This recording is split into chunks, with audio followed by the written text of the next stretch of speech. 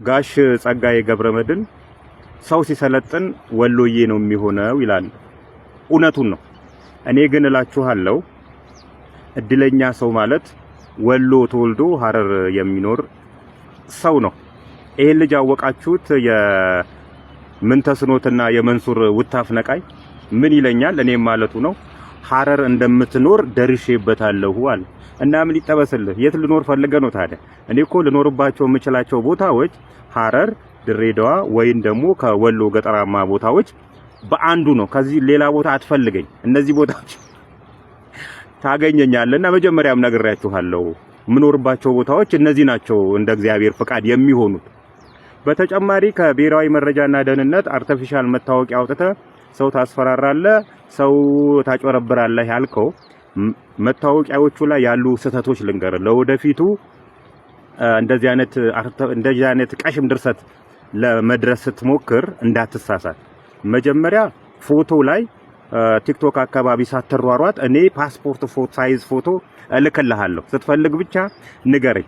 ሁለተኛው ስሙ ነው። የኔ ስም ገዛኸኝ ተረሳ በገና አይደለም። ገዛኸኝ ተሬሳ ቤኛ ማለት ተረሳ ሳይሆን ተሬሳ፣ ውርስ ትርጉሙ አሰላፊ ማለት ነው። ቤኛን እንዴት ነው በገና ብለን የምታነቡ? ቤኛ ሲጻፍ እንግዲህ BEGNA ነው አይደል? ይሄ እንግዲህ ከአራተኛ ክፍል ሳይንስ መጽሐፍ ላይ እባብ አይቶ የጠፋ ልጅ እና የማንበብ ድኩማን ቤኛን በገና ብሎ ያነባል። ቤኛ እንዳትሳሳት። እድሜን እንኳን ጥሩ ገምተሃል። 46 ያልከው እድሜ 1976 ሰኔ 10 ቀን የተወለድኩት። ስለዚህ እንዳትሳሳት ለወደፊቱ።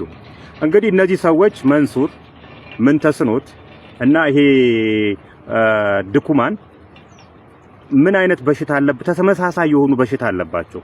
ድህነት ፎቢያ የሚባል የድህነት ፎቢያ ድህነት ረግጦን ያሳደጋቸውና ከድህነት መውጫ መንገዳው የሄዳችሁበት መንገድ ትክክል ነው፣ ጥሩ ነው።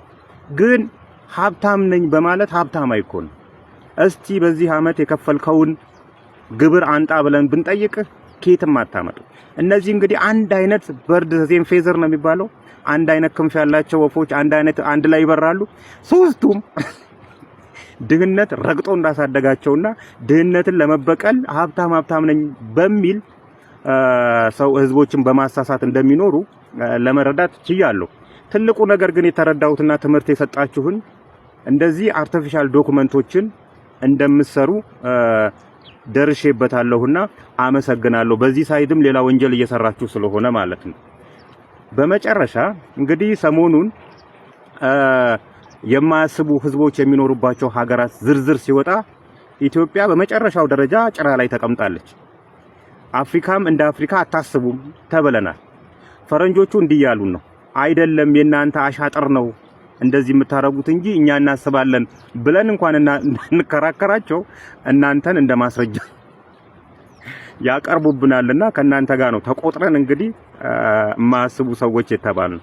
ለማንኛቸውም የምትፈልገኝ ከሆነ ያለሁበት ቦታ ይኸው ሀይቅ። በረከት ወርቁ አደራ ወይም ደግሞ በረከት ገበሬዋ የተባለችው እቺ ሴት ከዚህ በፊት የአየርላንድ ያለው ማንጋርድ ሴኩሪቲ የኔ ነው 42 ሚሊዮን ዩሮ አካባቢ ወርዝ አለው እና የኔ ነው ብላ ስትተረተር ነበርና በህልሟ መሰለኝ እሷ ይሆን በህልም አንዳንዴ እኮ የአባትህ የሚሰራበት መስሪያ ቤት በልጅነታችን የኛ ነበር የሚመስለን። ሜቢ ባሏ አየርላንዳዊ ስለሆነ የሱ መስሏል ሊሆን ይችላል። እና የህልም ኑሮ የህልም ትርተራ እየተተረተረችልን ነበር። በማስረጃ አስደግፈን ስርዓት ይኑርሽ አንቺ አይደለም ብለናት አደባ ሲዘናት ሁለተኛ እንዳትዋሽ አድርገናት ነበረ። አሁን ደግሞ ተመልሳ መጣ። ሳውዝ ሱዳን፣ ሩዋንዳ፣ አየርላንድ የፈረደበት አየርላንድ አለ፣ ኢትዮጵያ ላይ ያለኝ እርሻ አለና ሌላ ሀገራት ላይ ይኑራት፣ እኔ አያገባኝም ስለሱ።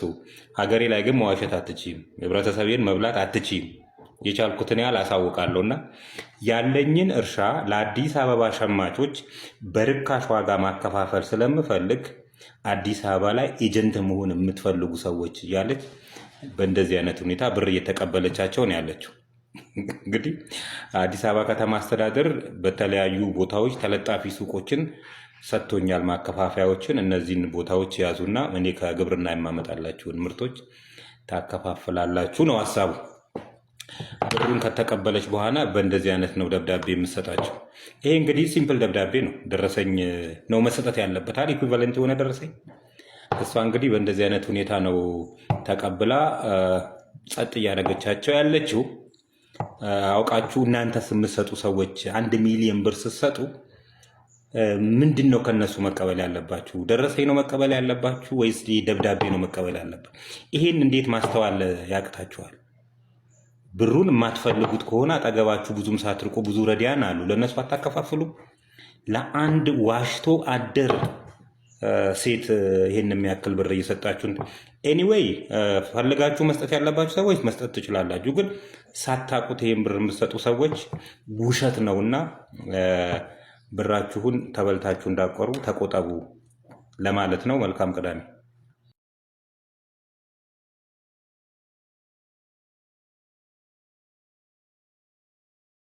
እቺን ሰውዬ እንድገማት። ምን ይላል? አንብቡልኛ። ምን ይላል? ቀን ህዳር 19 2018 ዓ.ም ጉዳዩ የመጨረሻ ማስጠንቀቂያ መስጠትን ይመለከታል።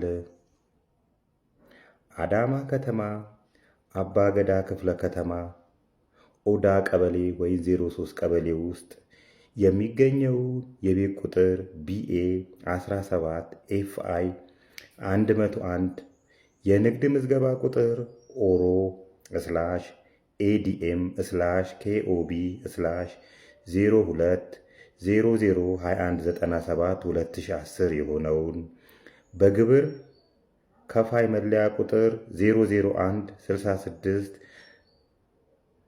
61 1697 በአዋጅ ቁጥር 97/90 እና በአዋጅ ቁጥር 216/97 መሰረት የ30 ቀን ማስጠንቀቂያ መስጠትን ይመለከታል ይላል።